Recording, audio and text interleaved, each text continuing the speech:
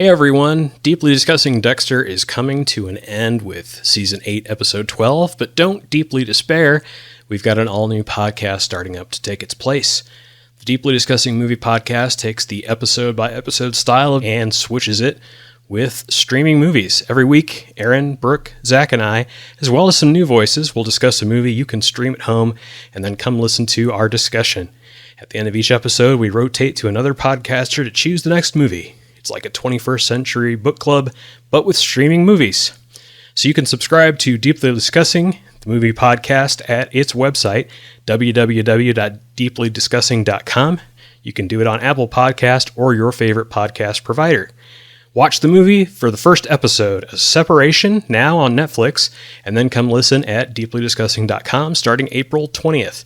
Again, the movie is A Separation from 2011, and the podcast is at deeplydiscussing.com. Now, on with the show.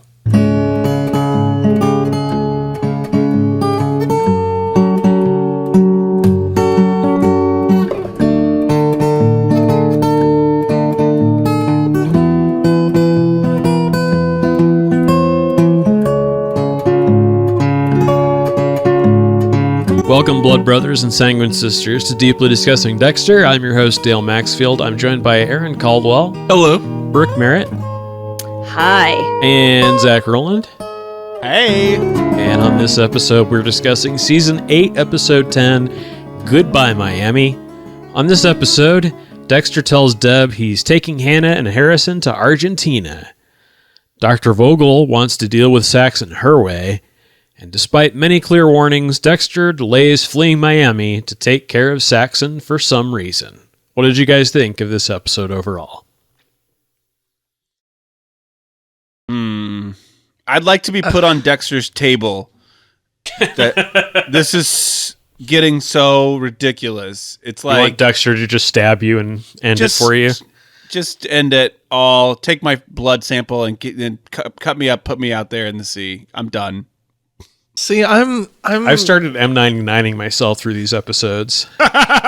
Is that how you're still like so perky when we start that you're just like waking up from a good M99 nap? Man. See, I want Scott Slept great. I want Scott Buck on the table, and then on the wall I'm gonna put season 6 and season 8. So he can see his victims. And it's us. It's all of us. It's just not a good episode, and honestly, it's on a downhill slide from here. This episode's it's the worst possible story that they could come up with, and they choose to end the series on this storyline, and that is atrocious. And this episode is actually one of the second lowest rated episode on IMDb, with a 6.9. It's the first episode to ever dip below a 7. It got a 6.9? Yeah, the only one that beats it is the finale. Speechless. Yeah. Oh, wow. Seriously, it's just, I don't know how it got a 6.9 because nothing that is happening is interesting anymore.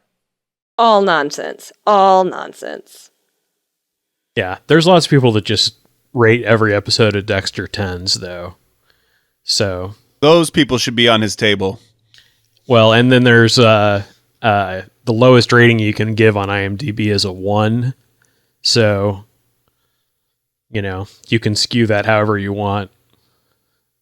So 6.9 is like closer to a 5.5, which is like just better than dead average. Like everything should start at a 5 and either move up or down based on how it does. And on IMDb, that would be more like a 5.5 is where it should start and then move up or down because of the 9-point scale instead of the 10-point scale. Yeah. This is more interesting than the episode. Yeah. Well, I was gonna leave a note here to myself that I'd probably cut most of this discussion out. But I was just thinking that like it's been so long since we did a recording that I started keeping track, and I think I watched 8 full seasons of television since the last one that we recorded. Wow. I watched all of Killing Eve. I watched season 2 of Mayans MC, and I watched The Witcher. I love Killing Eve, by the way. I watched like 20 Yeah, I or watch 20 or 30 something episodes of 48 Hours. Like, I watched a lot of fucking television. So I've probably recharged my things don't suck so bad anymore side of things. Well, it starts with Vogel having a contentious conversation with Saxon about his future. Saxon blames her lack of attention for him killing his brother.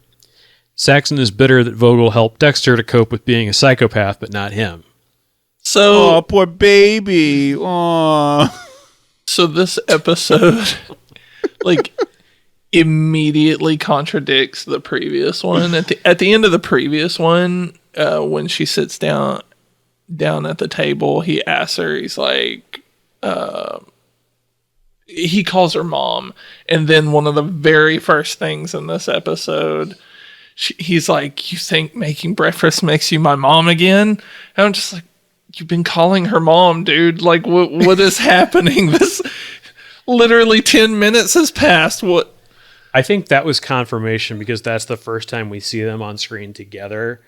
And for the audience, that was confirmation that, yes, this is her son.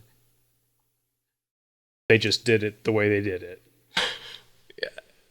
I like to think that in the writer's room or in overall production, that they don't actually look at each other's scripts and they just get these little like treatments from each episode. So then who wrote the last one? It was, I can't even remember at this point. And then this person, whoever wrote this one, didn't look at the last one. They just got a summary.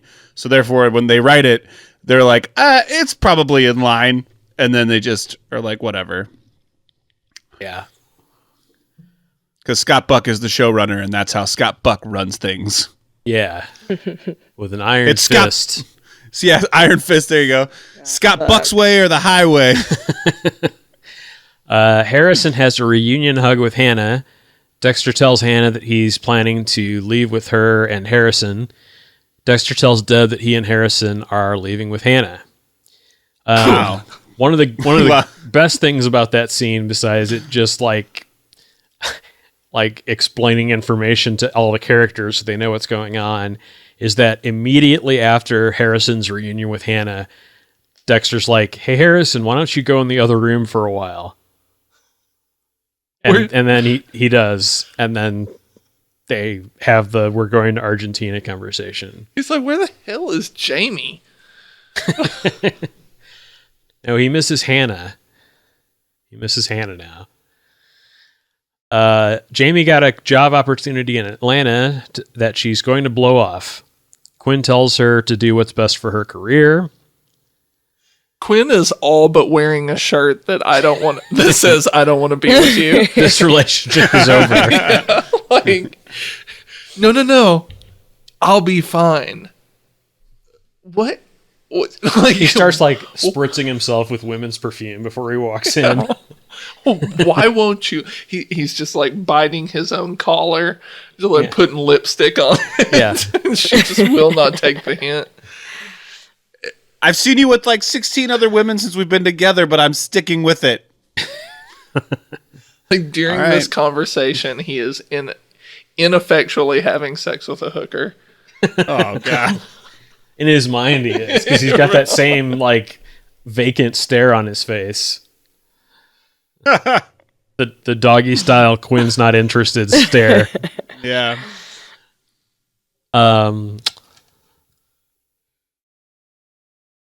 Matthews questions Vogel about Zach Hamilton. She plays the doctor/patient confidentiality card. Vogel admits that she has met with Saxon. She wants time to build trust and save Saxon.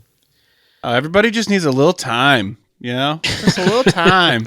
Dale told you. He said that's what's happening from here on out. That's what's happening, bro. Batista has to give so much time out. It's like his whole job. Well, if they don't use that time up in the budget, then next year they don't get as much time.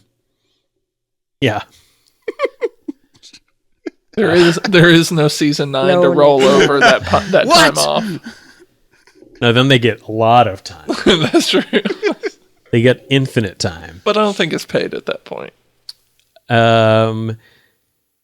Deb tells Quinn that Dexter is going to take off and travel with Harrison.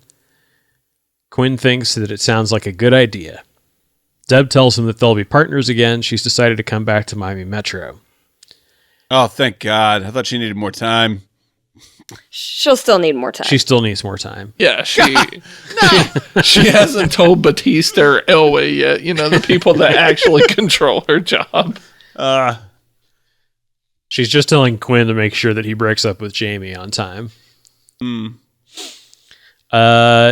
Dexter gives Batista notice that he's leaving. He does not need time for that decision. That'd be funny if Batista was like, "You sure you don't want time to think about it? I got all this time." Why don't I give you a week go. to think about it? Yeah, why don't you get the fuck out, Dexter? He didn't even really try to talk him out of it. He was just like, go with God, brother. Yeah, he's the best blood spatter analysis they've ever had. He solved pretty much all of the crimes for the unit. Everything. Yeah, and he's like, "Oh, well, you got to do what you got to do, brother." Like, are you serious? Probably glad to be rid of him because he's the only one with any competence. So he's just like, yeah, you're just kind of dragging us down. Get on out. Now you have to run everything through bad. Masuka. Saxon takes Vogel to the room where he kills his victims. It's an electroshock therapy room that he modeled after the treatment room at the facility she sent him to. Saxon asks her to teach him like she did Dexter. Vogel vows to get Dexter off their trail. Dexter uses the spyware Saxon put on Vogel's computer to spy on Saxon's computer. That's not how shit works, but whatever. He finds the video files of Saxon's kills. The latest one shows Saxon killing Zach Hamilton. Hey, Zach's back. Yay. Well, Yay. pieces of Zach are back, I guess. Still a paycheck. His, N64 level graphic webcam photos that he's taken. Marshall learns that Dexter is planning to travel. Quinn breaks up with Jamie. No! That's as much as I wanted to say about it. Still had to spell it out. He's like, please leave. For the love of God, Jamie. Didn't she just move in with him? Yeah, they just did that. And so he had this whole conversation that was like, I thought moving in together would make a difference, but it doesn't. I don't like you. Bye. Didn't God, he had harsh. He had that same thing with Deb, right? Because Deb moves in with him, and he's like, "I want to get married." This guy, yeah. Well, Jamie wanted him to say, "I want to get married," and instead he was like, living with you sucks. I'm out of here. Bye." Fucking Quinn, man. I mean, nobody's fucking Quinn right now. That's true. Deb is worried about what her life will be like without Dexter. Sane, regular. Vogel asks Dexter to leave without killing Saxon. Dexter shows her the video of Saxon killing Zach. Dexter tells her to lure Saxon out so he can follow him and kill him. She quickly turned like, oh my God, my son's a psychopath? You're right, he can't be saved. Like, what are you talking about? You're supposed to be the expert on this, and you're just now getting that your son's a psychopath.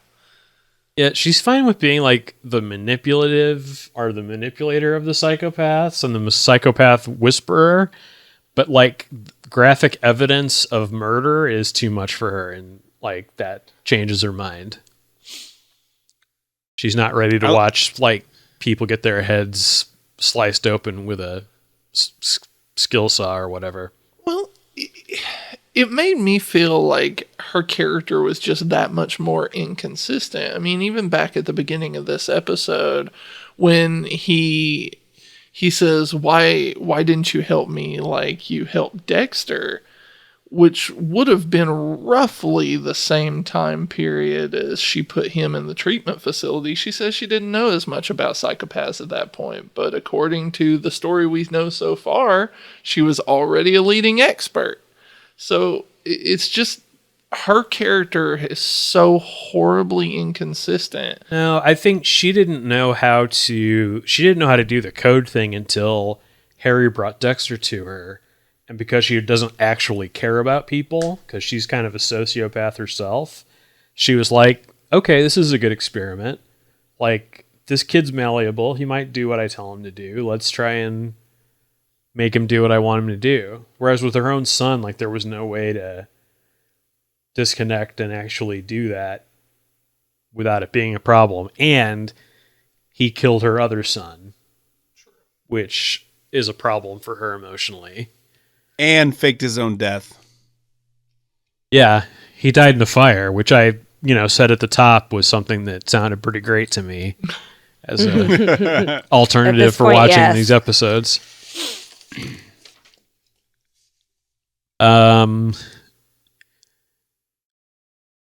The marshal finds Harrison and Deb on the beach. He asks if Dexter and Hannah have gotten back together. Deb denies it. After he leaves, Deb tells Hannah, who's in the house just a couple feet away.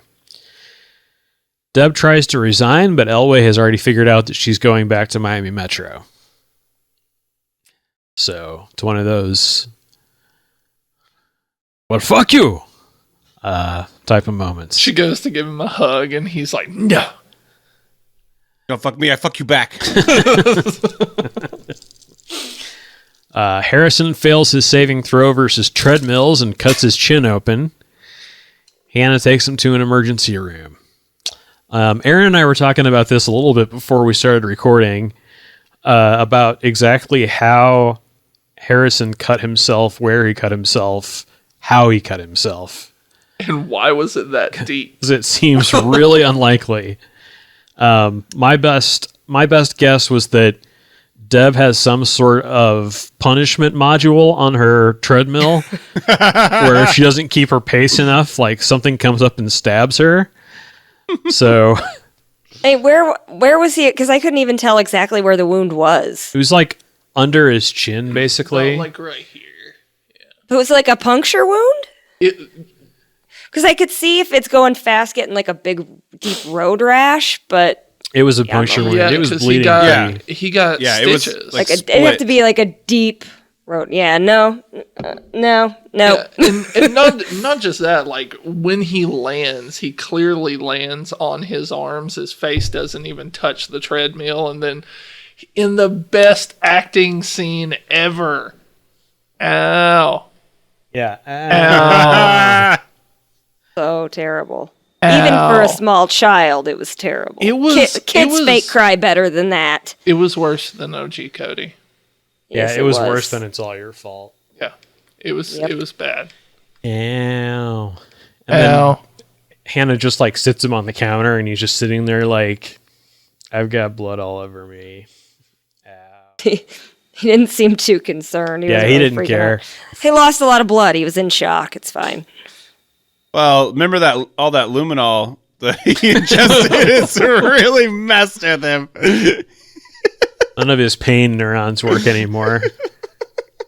Like, also makes for extremely, thin blood and fragile skin. he was so he was so Slightly calm hemophilia. about everything that I was like, he's like one of those blonde hair, blue eyed kids from Village of the Damned. Yeah. He's a Hitler youth. He's a Hitler youth. Yeah, I was thinking the same thing. Yes. I was trying to think of the best way to say it, but yeah, Hitler youth will work. Dexter has set up a kill room for Saxon, the same as the first kill in the first season. He's like in the same room as where he killed that choir director in the first episode. Everything's a throwback. Yeah. Time is a flat circle. Deb says, hey, Jamie. Jamie says, go fuck yourself. Deb says, what? That's a scene. It was amazing. Deb was not aware of Quinn's breaking up with her. So, I do like that we get to see Jamie say "go fuck yourself" because she's always like in such a great mood, and it's nice to just see her like lose her shit for a minute. I like Dark Jamie. It's about time. Dark Jamie. She's gone to the dark side. Dark Jamie would have been the best villain. Yeah, season Bad 9. Season 9. Make Season it 9. happen. Nice. Netflix. Or we don't do that. Come on, Netflix. Yes, Netflix. Just have a spin-off series called Dark Jamie. Sold. Yeah. I mean, Yeah, you sound like Harrison when you say that. I am sold. It's all your fault. oh. Great. Deb officially comes back in a week or two. Oh God. She needed She time. just needs She needed time. more man. time. She needs time. I'll be back in a week or two. Batista tells Deb about Quinn and Jamie's breakup. Quinn says that he is still having feelings for Deb. She still has feelings for him too. In her pants. Yeah, we got to get Quinn and Deb back together. The show's almost over. We got to get that hot dog stand back open. Yeah, open up. The ER receptionist tells the marshal that she saw Hannah bring in Harrison. In the log, Hannah signed Deb's name. Well, at least someone is smart about all of this. Yeah. If she was smart, she'd be already gone. Yeah. True. Really. Like, I'd have just let the kid bleed out. Yeah. I was just going to say, or she would have just let him bleed to death. Throw him in the ocean. It's Here, close. drink this medicine. How did you cut yourself on something that's not sharp? Go sit in the corner and bleed. Because really, like, is Dexter going to care? Like, if he comes home and Harrison's dead and he's like, well, that was just some extra baggage we just got rid of. Thank God. Yeah. Guess I don't have to pay Jamie anymore. Where the hell was Jamie? Right. Yeah, Hannah just made him some tea from the lily of the valley, and it's all fine now. Hannah could have framed this. She could have made it look like this was Dark Jamie's doing. Vogel and Saxon sit down for tea. Vogel is obviously nervous. As Dexter arrives outside, his phone rings. Saxon is on the line. He tells Dexter that Mother chose wrong again. A window lights up, and Dexter sees Saxon slash Vogel's throat. Dexter holds her as she dies. End of episode. Thank God. Yeah. Right? Hallelujah. It was pretty much the best thing that happened this season. Yeah. Well, we'll see her return in season 9 with Dark Jamie. She'll be her version of Harry. Yeah. Yeah. For some reason, because Even though there's met, no connection, They've really. never That met. lead writer be her Scott dark Buck. passenger. This was directed by Steve Schill, who directed 13 episodes over all 8 seasons except season 6. He will be back to direct the series finale. It was written by Jace Richdale and Scott Reynolds. Jace Richdale wrote 6 episodes across the last 3 seasons. This is one of 3 episodes for which he has a credit, and this is his final episode. Scott Reynolds wrote 12 episodes between seasons 2 and 8, and this is his final episode. What is the best line of the episode? Jamie saying, "Go fuck yourself" to Deb. I actually, Dark Jamie. Dark I actually Jamie. liked when Dexter tells Deb that her life will be better, and she says, better than hanging out with 2 killers." What can be better than that? Yeah. That's a good one. Yeah, go fuck yourself. Good old Jamie. How about the worst line of the episode?